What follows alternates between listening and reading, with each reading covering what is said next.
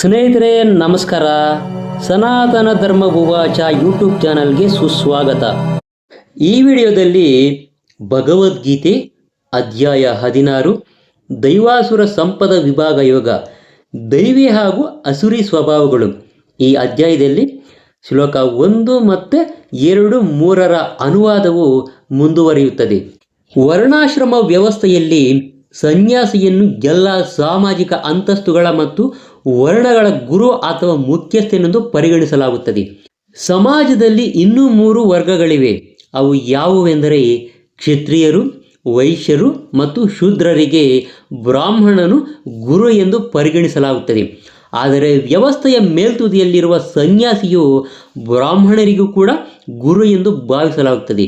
ಸನ್ಯಾಸಿಯ ಮೊದಲನೆಯ ಅರ್ಹತೆ ಎಂದರೆ ನಿರ್ಭಯ. ಸನ್ಯಾಸಿಗೆ ಯಾವುದೇ ರೀತಿ ನೆರವು ಅಥವಾ ನೆರವಿನ ಖಚಿತತೆ ಎನ್ನುವುದು ಇಲ್ಲದಿರುವುದರಿಂದ ಆತನು ದೇವೋತ್ತಮ ಪರಮ ಪುರುಷನ ಕರುಣೆಯನ್ನಷ್ಟೇ ಇಷ್ಟಪಡಬೇಕು. ನನ್ನ ಸಂಬಂಧಗಳನ್ನು ಬಿಟ್ಟ ಮೇಲೆ ನನ್ನನ್ನು ಯಾರು ರಕ್ಷಿಸುತ್ತಾರೆ ಎಂದು ಯೋಚಿಸುವ ಮನುಷ್ಯನು ಸನ್ಯಾಸವನ್ನು ಸ್ವೀಕರಿಸಬಾರದು. ಅಂತರ್ಯಾಮಿ ಪರಮಾತ್ಮನಾಗಿ ಕೃಷ್ಣನು ಅಥವಾ ದೇವೋತ್ತಮ ಪರಮ ಪುರುಷನು ಸದಾ ಒಳಗಿರುತ್ತಾನೆ. ಅವನು ಎಲ್ಲವನ್ನೂ ನೋಡುತ್ತಿರುತ್ತಾನೆ. ಮನುಷ್ಯನು ಏನು ಮಾಡಬೇಕೆಂದು ಉದ್ದೇಶಿಸಿದ್ದಾನೆ ಎನ್ನುವುದು ಅವನಿಗೆ ತಿಳಿದಿರುತ್ತದೆ ಎಂದು ಮನುಷ್ಯನಿಗೆ ಸಂಪೂರ್ಣ ನಂಬಿಕೆ ಅನ್ನೋದು ಇರಬೇಕು. ತನಗೆ ಶರಣಾಗತನಾದ ಆತ್ಮವನ್ನು ಪರಮಾತ್ಮನಾದ ಕೃಷ್ಣನು ನೋಡಿಕೊಳ್ಳುತ್ತಾನೆ ಎಂದು ದೃಢ ನಂಬಿಕೆಯ ಅಗತ್ಯ. ನಾನು ಒಬ್ಬನೇ ಇರುವುದೇ ಇಲ್ಲ. ಅರಣ್ಯದ ಅತಿ ಕತ್ತಲು ಪ್ರದೇಶದಲ್ಲಿ ನಾನಿದ್ದರೂ ಕೂಡ ಕೃಷ್ಣನು ನನ್ನೊಡನೆ ಇರುತ್ತಾನೆ. ಅವನು ನನಗೆ ಎಲ್ಲ ರಕ್ಷಣೆಯನ್ನು ಕೊಡುತ್ತಾನೆ ಎಂದು ಯೋಚಿಸಬೇಕು. ಈ ದೃಢ ನಂಬಿಕೆಗೆ ಅಭಯ ಎಂದು ಹೆಸರು. ಸನ್ಯಾಸಿಯಾಗಿರುವವನಿಗೆ ಈ ಮಾನಸಿಕ ಸ್ಥಿತಿಯು ಅತ್ಯವಶ್ಯಕವಾಗಿರುತ್ತದೆ.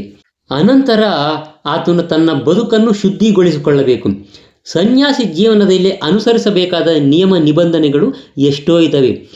ಎಲ್ಲದಕ್ಕೂ ಮುಖ್ಯವಾದುದೆಂದರೆ ಸನ್ಯಾಸಿಯು ಒಬ್ಬ ಹೆಂಗಸಿನೊಡನೆ ನಿಕಟ ಸಂಬಂಧವನ್ನು ಹೊಂದಿರುವುದನ್ನು ಕಟ್ಟುನಿಟ್ಟಾಗಿ ನಿಷೇಧಿಸಲಾಗಿದೆ. ಏಕಾಂತ ಸ್ಥಳದಲ್ಲಿ ಆತನು ಹೆಂಗಸಿನೊಡನೆ ಮಾತನಾಡುವುದನ್ನು ನಿಷೇಧಿಸಲಾಗಿದೆ. ಚೈತನ್ಯ ಮಹಾಪ್ರಭುಗಳು ಆದರ್ಶ ಸನ್ಯಾಸಿಗಳಾಗಿದ್ದರು. ಅವರು ಪುರಿಯಲ್ಲಿದ್ದಾಗ ಅವರ ಭಕ್ತೆಯರು ಪ್ರಣಾಮಗಳನ್ನು ಸಲ್ಲಿಸುವ ಅವರ ಹತ್ತಿರ ಸಹ ಬರುವಂತಿರಲಿಲ್ಲ. ಅವರು ದೂರದಿಂದ ನಮಸ್ಕರಿಸುವಂತೆ ಹೇಳಲಾಗುತ್ತಿತ್ತು. ಇದು ಇಡೀ ಮಹಿಳಾ ವರ್ಗವನ್ನು ದ್ವೇಷಿಸುವುದರ ಗುರುತಲ್ಲ. ಸನ್ಯಾಸಿಯು ಮಹಿಳೆಯರೊಂದಿಗೆ ನಿಕಟ ಸಂಬಂಧವನ್ನು ಹೊಂದಿರಬಾರದೆಂದು ನಿಷೇಧವಷ್ಟೇ. ತನ್ನ ಬದುಕನ್ನು ಪರಿಶುದ್ಧಗೊಳಿಸಿಕೊಳ್ಳಲು ಮನುಷ್ಯನು ಬದುಕಿನಲ್ಲಿ ಒಂದು ಸ್ಥಾನದ ನಿಯಮವನ್ನು ನಿಬಂಧನೆಗಳನ್ನು ಅನುಸರಿಸಬೇಕು.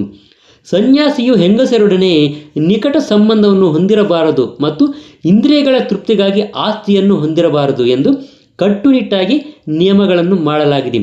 ಚೈತನ್ಯ ಮಹಾಪ್ರಭುಗಳೇ ಆದರ್ಶ ಸನ್ಯಾಸಿಗಳಾಗಿದ್ದರು. ಹೆಂಗಸರ ವಿಷಯದಲ್ಲಿ ಅವರು ಬಹಳ ಕಟ್ಟುನಿಟ್ಟಾಗಿದ್ದರು ಎನ್ನುವುದನ್ನು ಅವರ ಜೀವನದಿಂದಲೇ ನಾವು ತಿಳಿಯಬಹುದು. ಭಗವಂತನ ಅತ್ಯಂತ ಉದಾರವಾದ ಅವತಾರ ಅವರು.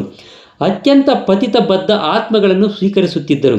ಆದರೂ ಕೂಡ ಅವರು ಹೆಂಗಸರೊಡನೆ ಸಹವಾಸದ ವಿಷಯದಲ್ಲಿ ಸನ್ಯಾಸಾಶ್ರಮದ ನಿಯಮ ನಿಬಂಧನೆಗಳನ್ನು ಕಟ್ಟುನಿಟ್ಟಾಗಿ ಅನುಸರಿಸುತ್ತಿದ್ದರು. ಅವರ ವೈಯಕ್ತಿಕ ಸಂಗಾತಿಗಳಲ್ಲಿ ಛೋಟಾ ಹರಿದಾಸ ಎನ್ನುವರು ಒಬ್ಬರಾಗಿದ್ದರು. ಅವರು ಚೈತನ್ಯ ಮಹಾಪ್ರಭುಗಳ ಇತರ ಅಂತರಂಗ ಸಂಗಾತಿಗಳೊಡನೆ ಚೈತನ್ಯ ಮಹಾಪ್ರಭುಗಳ ಜೊತೆಗಿದ್ದರು. ಆದರೆ ಹೇಗೋ ಏನೋ ಈ ಛೋಟಾ ಹರಿದಾಸರು ಒಬ್ಬ ತರುಣಿಯ ಕಡೆ ಕಾಮದೃಷ್ಟಿಯನ್ನು ಬೀರಿದನು. ಚೈತನ್ಯ ಮಹಾಪ್ರಭುಗಳು ಎಷ್ಟು ಕಟ್ಟುನಿಟ್ಟಾಗಿದ್ದರೆಂದರೆ ಆತನನ್ನು ತಮ್ಮ ವೈಯಕ್ತಿಕ ಸಂಗಾತಿಗಳ ಸಂಘದಿಂದ ಕೂಡಲೇ ತಿರಸ್ಕರಿಸಿದರು.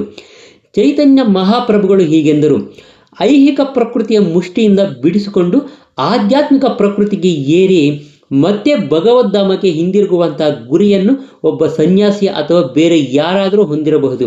ಅಂತಹವರು ಇಂದ್ರಿಯಗಳ ತೃಪ್ತಿಗಾಗಿ ಐಹಿಕ ಆಸ್ತಿಯ ಕಡೆ ಅಥವಾ ಹೆಂಗಸರ ಕಡೆ ನೋಡುವುದು ಮಹಾಪಾಪ. ಆತನು ಅವುಗಳನ್ನು ಅನುಭವಿಸದೇ ಇರಬಹುದು. ಆದರೆ ಅಂತಹ ಪ್ರವೃತ್ತಿಯಿಂದ ಅವುಗಳ ಕಡೆ ನೋಡುವುದೇ ಎಂತಹ ಪಾಪವೆಂದರೆ ಇಂತಹ ಪಾಪದ ಬಯಕೆಗಳನ್ನು ಅನುಭವಿಸುವಂಥ ಮೊದಲು ಆತ್ಮಹತ್ಯೆ ಮಾಡಿಕೊಳ್ಳುವುದು ಉತ್ತಮ. ಶುದ್ಧೀಕರಣದ ಪ್ರಕ್ರಿಯೆಗಳು ಈ ರೀತಿ ಇರುತ್ತವೆ. ಸ್ನೇಹಿತರೆ, ಈ ಅಧ್ಯಾಯದಲ್ಲಿನ 1, 2, 3 ಶ್ಲೋಕಗಳ ಅನುವಾದ ಮತ್ತು ಭಾವಾರ್ಥವು ಇನ್ನೂ ಹೆಚ್ಚಿಗೆ ಇರುವ ಕಾರಣದಿಂದ ಈ ಭಾವಾರ್ಥವನ್ನು ಮುಂದಿನ ವಿಡಿಯೋದಲ್ಲಿ ಮುಂದುವರಿಸಲಾಗುತ್ತದೆ. ಸ್ನೇಹಿತರೆ, ಇದೇ ಥರ ಇನ್ನಷ್ಟು ಆಸಕ್ತಿಕರವಾದ ವಿಷಯಗಳನ್ನು ನೀವೇನಾದರೂ ತಿಳ್ಕೋಬೇಕು ಅಂದರೆ ದಯವಿಟ್ಟು ನಮ್ಮ ಸನಾತನ ಧರ್ಮ ಉವಾಚ ಅನ್ನೋ ಯೂಟ್ಯೂಬ್ ಚಾನಲನ್ನು ಸಬ್ಸ್ಕ್ರೈಬ್ ಮಾಡ್ಕೊಳ್ಳೋದನ್ನು ಮಾತ್ರ ಮರಿಬೇಡಿ. ನಮಸ್ಕಾರ.